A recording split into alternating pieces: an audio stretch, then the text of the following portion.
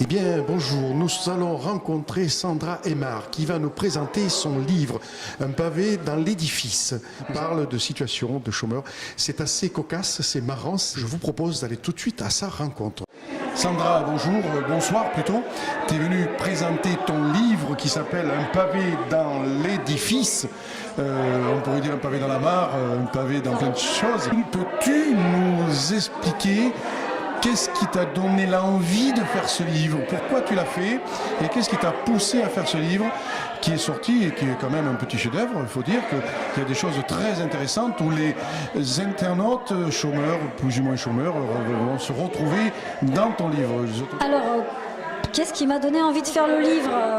Ces textes, ils ont été écrits sur plusieurs années, sans l'intention de faire un livre.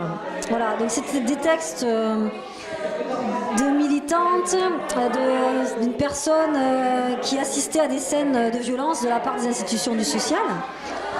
Et j'avais envie de faire savoir ce qui se passait, donc j'écrivais tout simplement des textes pour cette raison. Et le livre est arrivé un peu par hasard lorsque j'ai rencontré La Cause du Poulailler, en fait ma maison d'édition.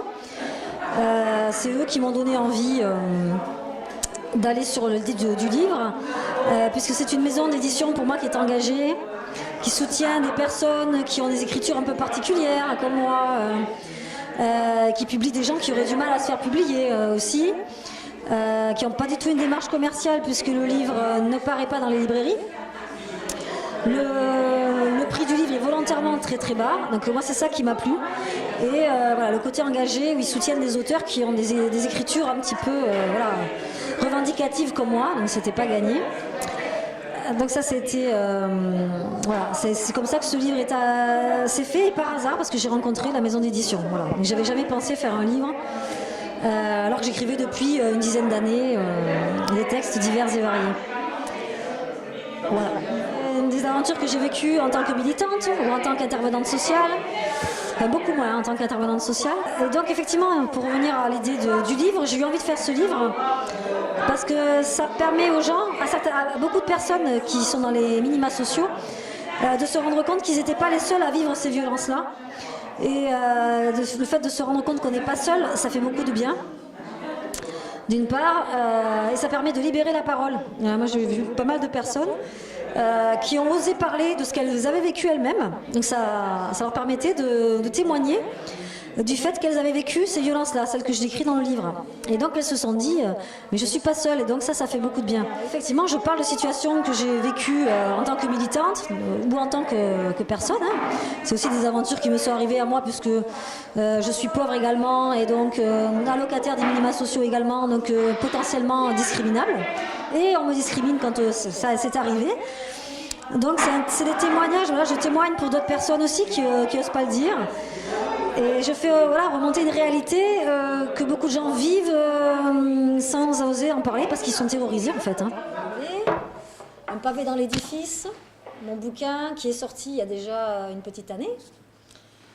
Et nous avons du monde avec nous. Donc cette soirée est organisée par l'association La Question de l'Autre. Marc, présent ici. Nous avons avec nous ma maison d'édition, La Cause du Poulailler. Enfin, pas que la mienne d'ailleurs, hein. Philippe aussi. Maryse et Jean-Luc qui est derrière, qui se cache un peu dans le public, Jean-Luc. Voilà, donc nous avons prévu de vous faire quelques petites lectures, des extraits, enfin des petits textes, pour que vous sachiez un petit peu de quoi il s'agit. Au plafond. Moi, c'est les deux, c'est ça? C'est barre éphémère au plafond? Non, c'est au plafond. C'est bon. C'est au plafond. Voilà, de nous accueillir ce soir. Voilà. Bon, est-ce qu'il rentre ou il rentre pas? Bon. Voilà, je crois que j'ai rien oublié. J'ai oublié quelqu'un, non? Le lunch et le diaconat, quand même. Ah oui, le lunch, c'est le diaconat. Aïcha, c'est la maison relais qui est à côté, qui est une maison relais de l'association du diaconat, avec lesquelles la plupart des personnes qui sont ici à l'association La Question de l'Autre et Sandra, ben, on travaille avec eux régulièrement. Voilà. Vous faites des ateliers d'écriture? Régulièrement avec le diaconat. Voilà. Bon, ben, donc on va vous lire un des textes, à deux, avec Momo. Et c'est un peu le texte, un petit peu le texte phare hein, qui a fait un petit buzz là sur Internet, qui s'appelle RSA, coucher ou pas coucher, that is the question. Ah, tu causes anglais. T'as vu un peu, mais... Ouais, on y va. Une fois de plus, je suis enchantée de constater que nous vivons dans la République de la fraternité. Je rencontre ce matin un jeune homme traumatisé par la CAF, un de plus. Il m'explique que ce bel organisme du social cherchait à savoir s'il vivait en couple ou pas. Et oui, parce que pour toucher le RSA, taux plein, 430 €, il faut être pauvre et célibataire. Le traumatisé m'explique comment la CAF, un jour, lui a rendu une petite visite de courtoisie. On pourrait s'attendre à une visite de soutien moral. Logique, on est sous régime socialiste. Bonjour, c'est la CAF. On vient vous souhaiter la bienvenue dans la misère sociale. On vient s'assurer qu'avec 430 € par mois, vous arrivez à surnager dans la jungle libéralo-fasciste. Ça ne doit pas être facile tous les jours. Eh bien, loupé. Au lieu de ça, la CAF venait s'assurer que la déclaration de monsieur était la bonne. Monsieur s'était déclaré célibataire. Était-ce bien vrai? Tout le monde sait que les pauvres sont des profiteurs, contrairement à Sarkonouille ou à Cahuzac, Raptou Co. Hein? Donc, la madame de la CAF entre chez monsieur, sans y être invitée, mais en étant vivement recommandée. Si la CAF ne peut pas rentrer, c'est la coupure des vivres, directe. Allez, hop, un pauvre qui n'ouvre pas, ça veut dire qu'il couche, le salaud. Je vais vous expliquer, très simple. Le pauvre qui est au RSA, il ne doit pas coucher, car il est alors concubin. Et là, c'est très grave pour lui. Donc, monsieur explique qu'il est séparé de son ex-ami, mais qu'ils vivent pour l'instant sous le même toit, car ils n'ont pas d'autre solution. Il a 430 € de RSA, comme la madame de la CAF le sait, et il peut difficilement se loger.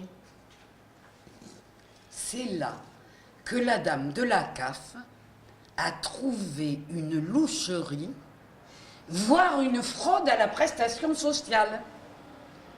Un pauvre, c'est forcément menteur et fraudeur. C'est alors que l'enquête a commencé.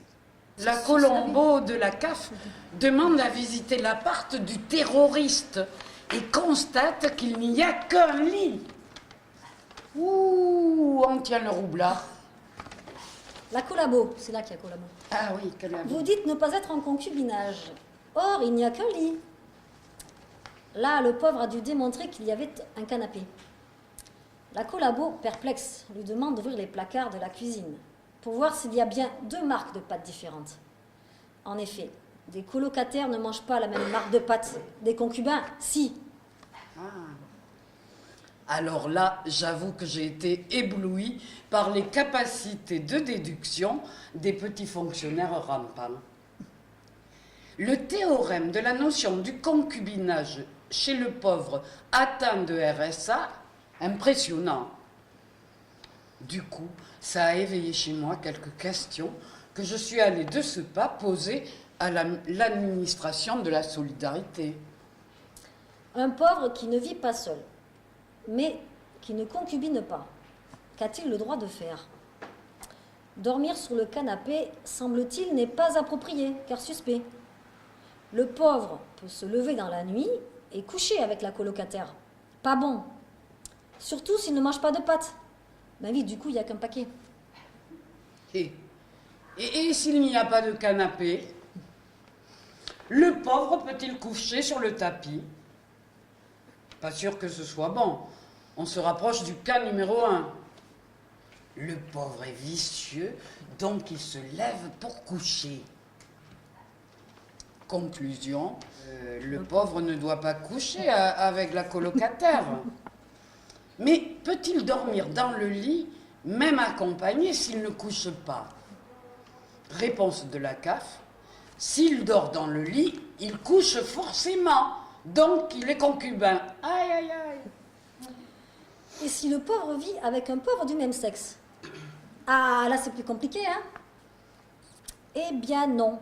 Là, il peut coucher ou dormir dans le lit ou sur le tapis, voire dans la baignoire. Il n'y a plus de soucis. La CAF suspecte 2 personnes d'être en concubinage uniquement lorsqu'elles sont de sexe différent. La grande loi paternaliste de RSA ne reconnaît même pas la diversité de goût. Arriéré, va. Et si on est 3 dans un appart? On doit dire avec qui on couche et où on dort. Et quand on couche à 3, il y a une case spéciale avec cumul des revenus des 3. Même si c'est 2 fois dans le même mois. Putain, je m'en sors avec un mal de tête de ce truc. Quel bordel! Résultat, je ne sais toujours pas si le pauvre peut coucher ou pas en toute sérénité.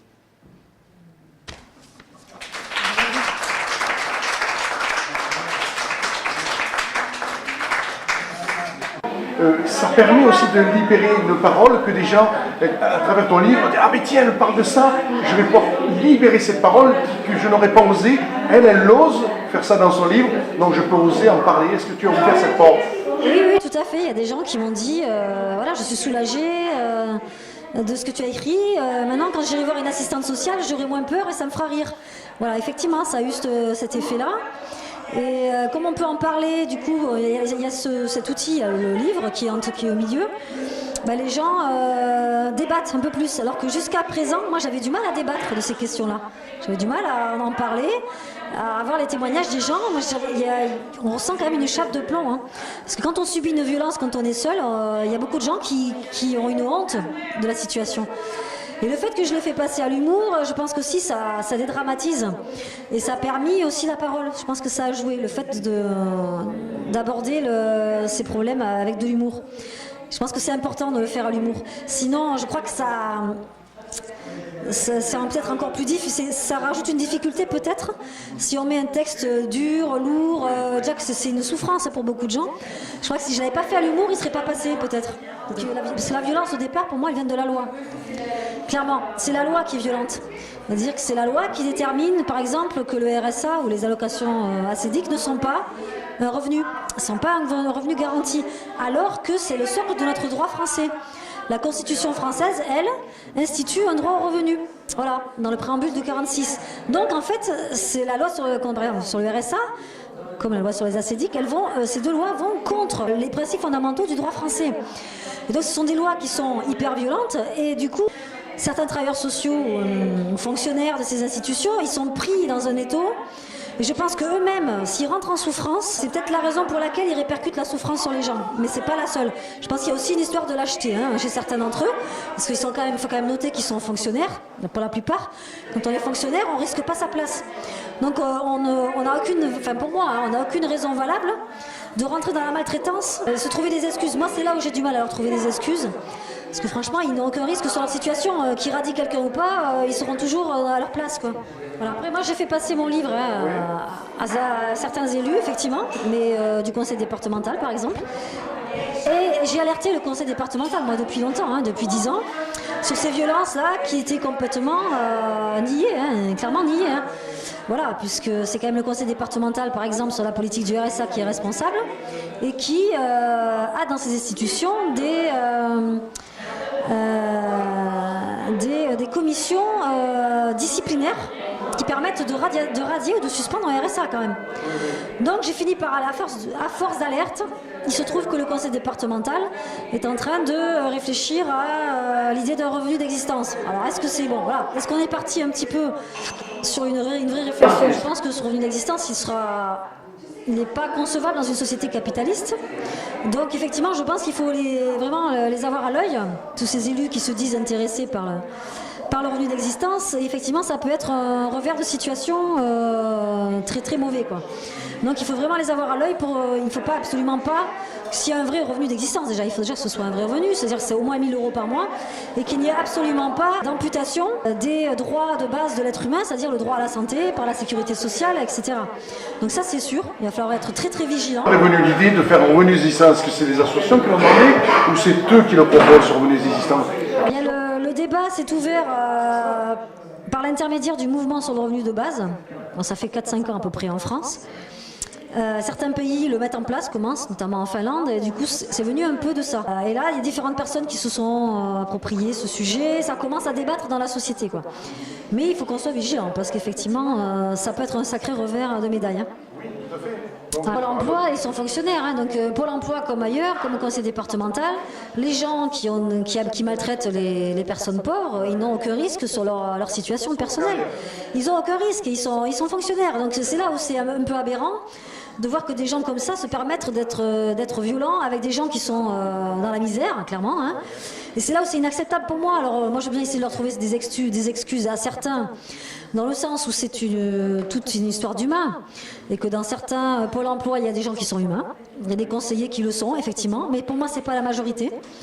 Mais il y en a qui le sont. Moi, j'ai aucun souci, par exemple, avec ma conseillère emploi. Par exemple, moi, c'est mon cas. Hein, Voilà, mais c'est pas du tout ce qu'on voit globalement. C'est qu'il y a une bonne partie quand même de ces agents qui appliquent la loi dans sa base. Et la loi, c'est si la personne n'obéit pas, si elle montre pas une bonne volonté pour trouver de l'emploi, etc., ben on lui coupe les vivres. C'est quand même ça la loi. Hein.